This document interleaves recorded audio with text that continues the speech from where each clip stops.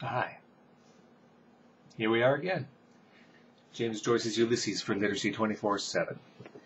Here today I'm going to read to you a little passage, little bit of a rumination with several characters about the nature of the British Navy. Rum and the lash, etc. So here we go. But what about the fighting navy, says Ned, that keeps our foes at bay? I'll tell you what about it, says the citizen. Hell upon earth it is. Read the revelations that's going on in the papers about flogging on the training ships at Portsmouth. A fellow writes that calls himself Disgusted One. So he starts telling us about corporal punishment, and about the crew of tars and officers and rear admirals drawn up in cocked hats, and the parson with his Protestant Bible to witness punishment, and a long young lad brought out howling for his ma, and they tie him down on the butt end of a gun. A rump in a dozen, says the citizen. That was what the old ruffian Sir John Beresford calls it. But the modern God's Englishman calls it caning on the breech. And says John Wise, "'Tis a custom more honoured in the breach than the observance." Then he was telling us the master-at-arms comes along with a long cane, and he draws out and he flogs the bloody backside of the poor lad till he yells, "Mila murder."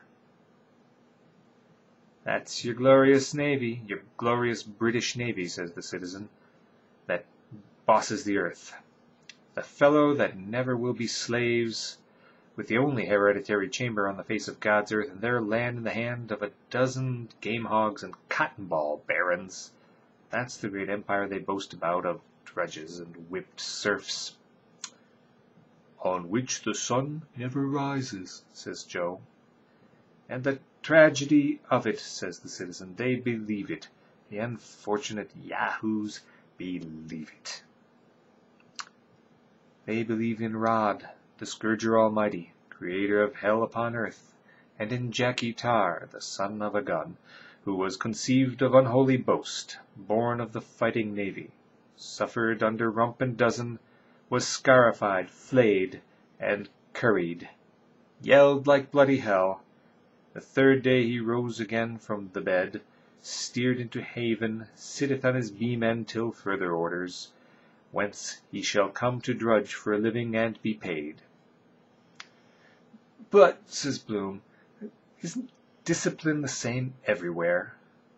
I mean, wouldn't it be the same if you put force against force? Didn't I tell you?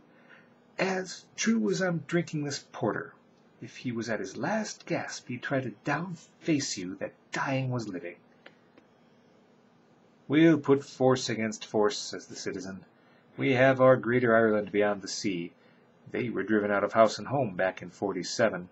Their mud cabins and their sheilings by the roadside were laid low by the battering ram, and the Times rubbed its hand and told the white-livered Saxon there would soon be as few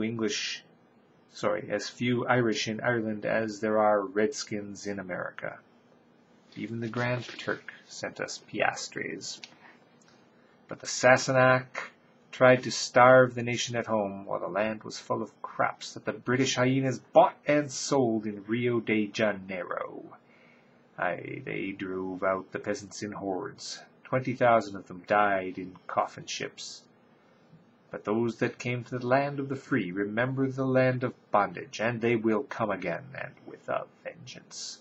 No cravens, these sons of Granoy, the champions of Kathleen ni Houlihan. Perfectly true, says Bloom, but my point was, we are a long time waiting for that day, citizen, says Ned, since the poor old woman told us that the French were on the sea and landed at Killala. Aye, says John Wise, we fought for the royal Stuarts that reneged us against the Williamites, and they betrayed us. Remember Limerick and the broken treaty stone. We gave our best blood to France and Spain, the wild geese. Fontenoy, eh? And Sarsfield and O'Donnell, Duke of Tetuan in Spain, and Ulysses Brown of Camus that was field marshal to Maria Theresa. But what did we ever get for it?